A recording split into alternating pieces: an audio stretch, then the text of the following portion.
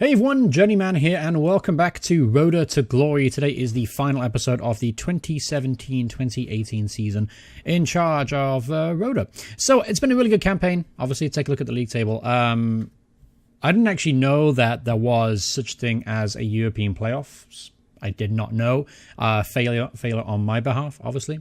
And but I mean, it doesn't really matter anyway. We lost couple games, and it's pretty much taken us completely out of the race to get into the playoffs. It's going to take some kind of small miracle for us to be there. But yeah, apart from that, we've had a really good campaign. It's been a kind of indifferent end of the season, though. Have we converted some of those wins, those draws that we should have won, really. We're winning as teams that we really should have beat and should have beat comfortably, but we just didn't win. And honestly, it's put in a position where we're just going to finish mid-table, which honestly, at the start of the season, I would have snapped your hand off for if someone offered me. Obviously mid-table. Last couple of games that we saw, beat Groningen 1-0, and then unfortunately we lost 2-3 against PSV. We actually played really well in this game.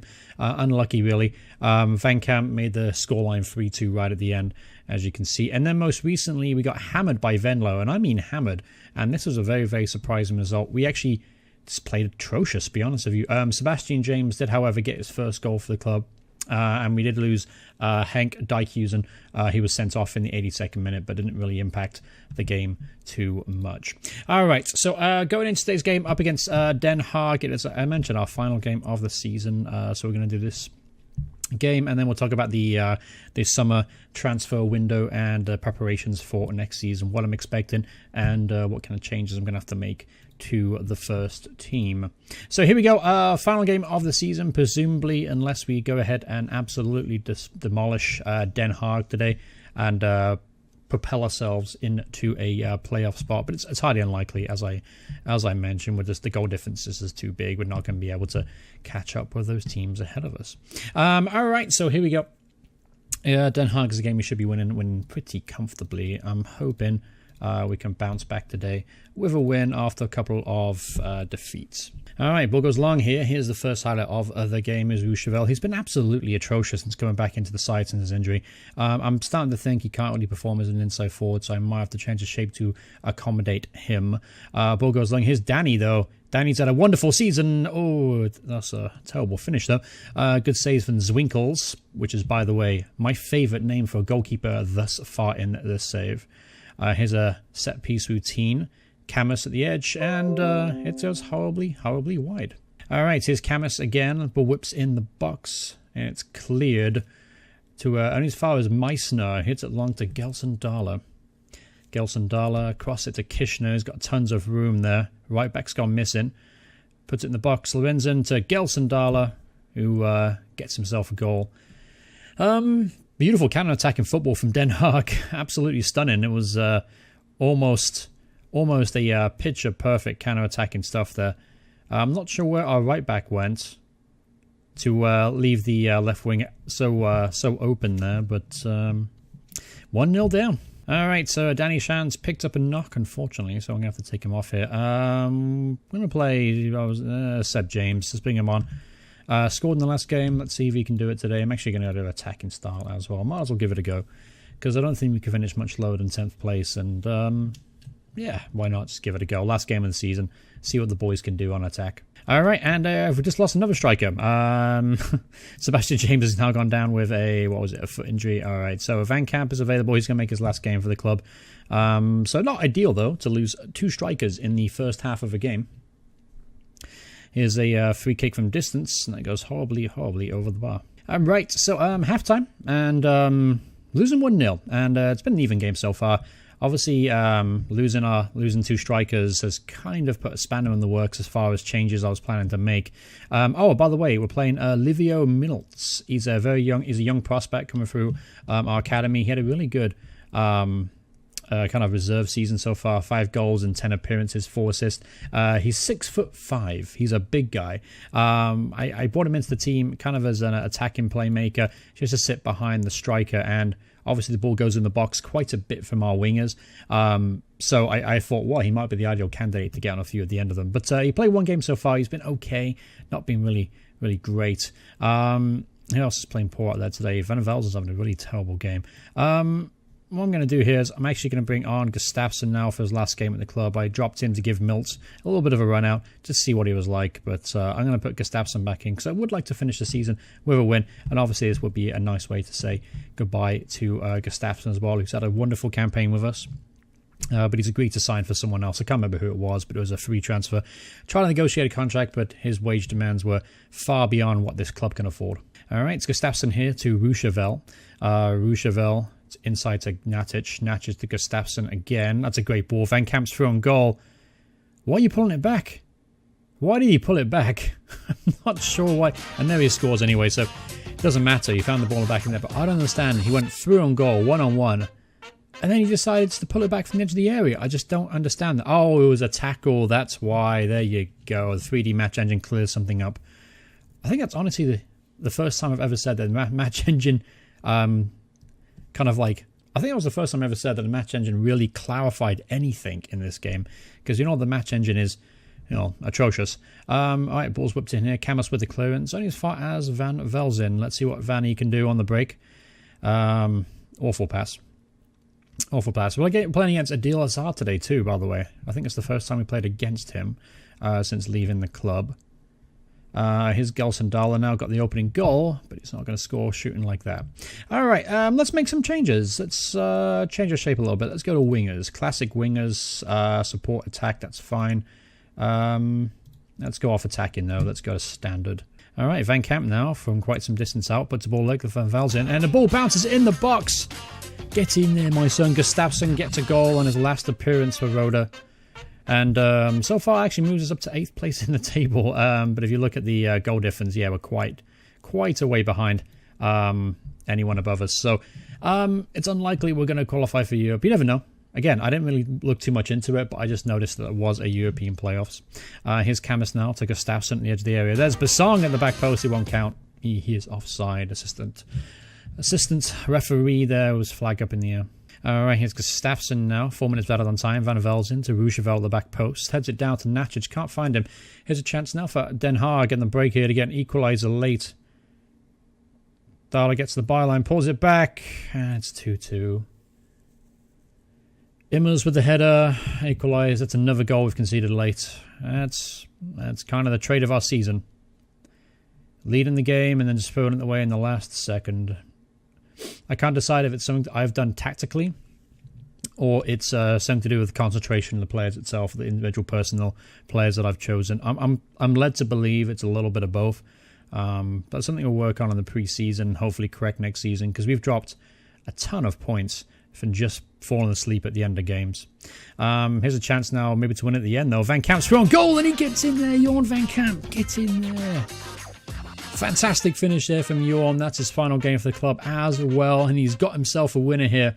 Disappointing season for him from the Belgium young player, but what a way to end it for Van Kamp. Get in there, my son. Fantastic finish. All right, so see if we can just hold on now. That's the key. Basong's going to hit this long. Can intercepts it. That should be the end of the game there. Just waiting for the referee to blow the full-time whistle on the season. All right. Here's Lorenzen. Looks like he gets the byline. Shoots. Goes horribly wide. That should be it now. Yeah, it should be the full-time whistle.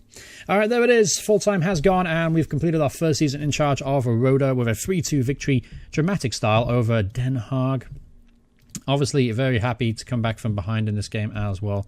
And, yeah, honestly, great season. Really good season. Just confirming that we didn't qualify for the Europa League playoffs. Let me see. European playoffs, first round. Drawn 5-6. Okay. We're going to skip forward just a little bit here and see if I did qualify. Again, I didn't look into it. I'm not going to lie. I'm pretty lazy about doing this. Let me see. We'll do this real quick. See who gets drawn against who. Oh, I'll vote for this real quick. Who's been the good player so far? This Dolberg, I guess, is probably the best player in there. Let's put Dolberg there. Let's do... I like a defender in there. Let's put Dix, I should say. And good season for Milot Rashika as well. So, yeah, let's put him in there. There you go. All right. Let's go to Eredivisie real quick. All right, yep. So it looks like we just missed out on the playoffs, unfortunately. Next season, perhaps next season. Yeah, we missed out literally by goal difference. Literally by 2 goal difference. Disappointing. Considering that one of the last games we played Venlo and we got destroyed by them 4-1. If we just drew that game, we'd be in the European playoffs. But oh well, it wasn't meant to be this season. We'll look forward to the next one. And again, with a little bit of growth and a little bit of, I would say, maneuvering in the transfer market, we should be able to get some quality talents in to help us make the push into the next level, which would be qualifying for Europe. Speaking on the squad, let's go over the squad real quick. Obviously, we have a number of players that will not be with the squad next season.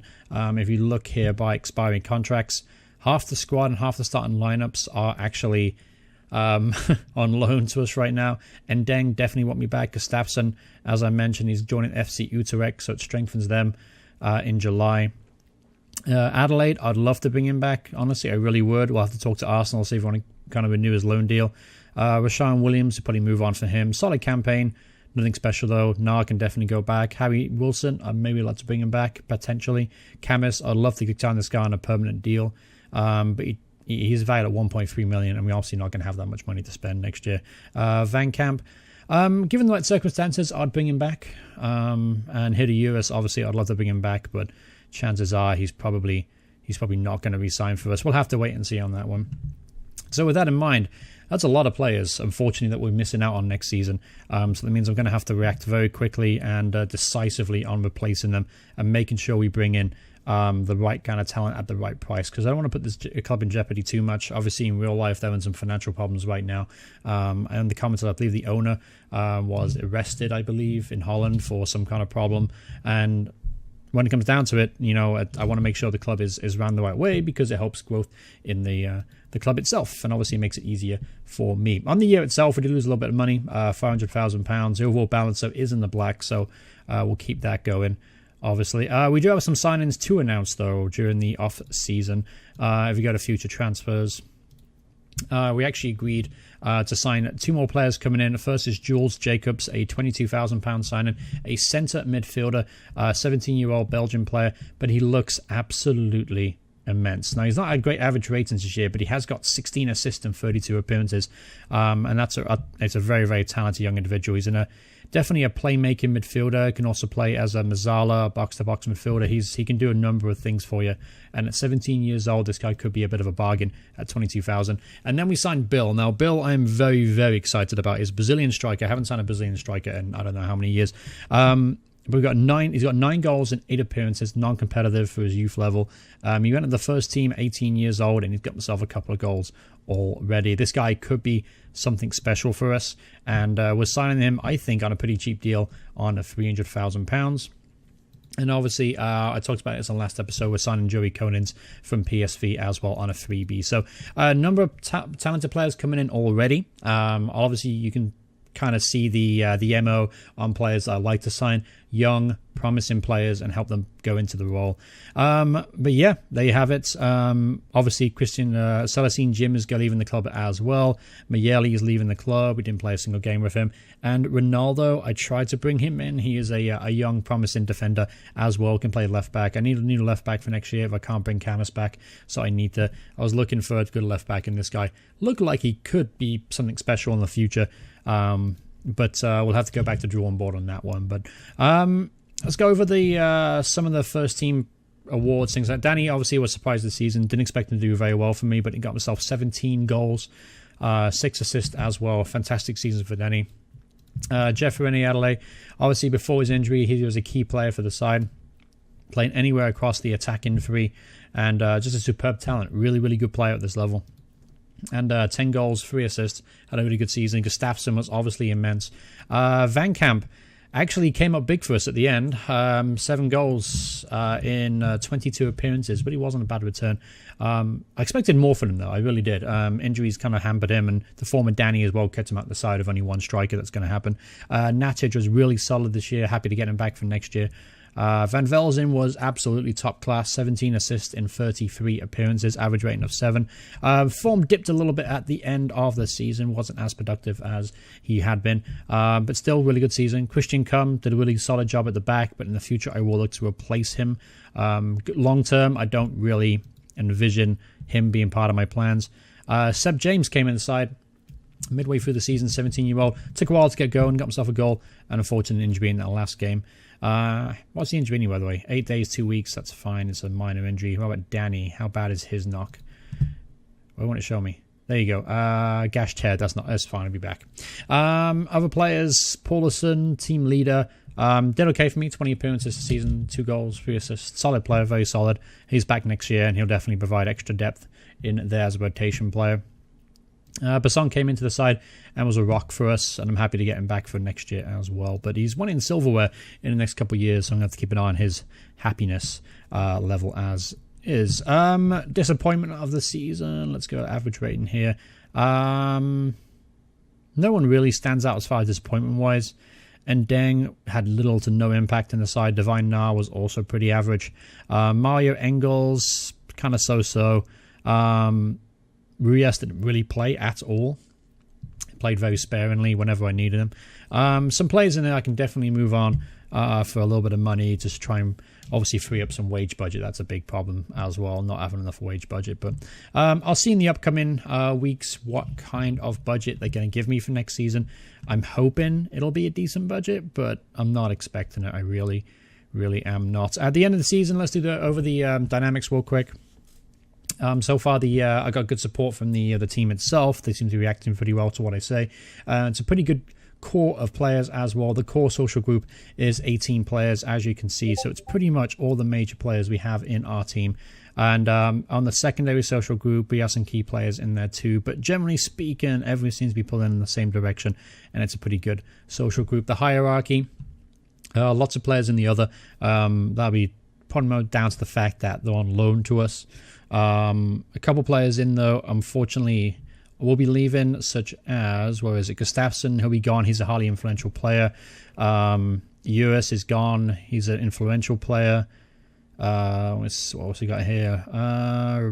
That's pretty much it. So I'm hoping a couple of these guys will step up to the plate next season. The likes of where is he? Anu. I'd like to see a bit more from him as far as dynamics wise. I'd like to see him get into the influential part. He's a young player though. He's 20 years old. But I feel like in the future this guy could be a really good player for us, and I want to be an integral part of the squad dynamically, because this helps out kind of his performances, and it helps out the team performance if he's involved up there. That's really about it in that category. Let's go to overview. Let's go to happiness real quick. Everyone's pretty happy, honestly. A couple of players are concerned with playing time right now. The only one really to speak of, though, is Rochevelle. Obviously, I've got to promise him to play regular first-team football. Obviously, the season's ended now, so it doesn't really matter. But I think going forward, he still could be a good player for us. Let me see, training-wise, everyone's pretty satisfied in training. Treatment, everyone looks good there. Everyone, generally speaking, is pretty happy of how things are going on at the club. So from the dynamic side of things, good stuff. Good stuff indeed. Let's go to the under-18 and reserve team real quick. Honestly, unfortunately, the youth intake was abysmal. Honestly, we didn't really get any decent youth intakes this year at all. We have a promising player here, though, perhaps Eduardo Bedina, who is a under-19 international for Belgium. It looks so-so. I mean, again, I don't really think he's going to be a decent player in the Eredivisie.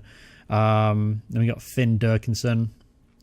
Apart from having a fantastic name, not much else about him, really. Let's go to the reserve team real quick, show you what we got going on in here. Take the reserve. There you go. Beautiful. All right, so reserve team wise, Brian Van Hove, young centre half, looks a little bit more promising. 17-year-old. Nicky Soren, I gave him a new deal for next year. He is improving. There's a lot of categories that he is getting much better in. And he's a holding midfielder, a defensive midfielder, so I will be utilising him as squad rotation next year to give us extra depth. He won't be starting a lot of games, but he will give us that extra depth there, so he kind of fits the player I'm looking for. This guy's no good, really, Jimmy.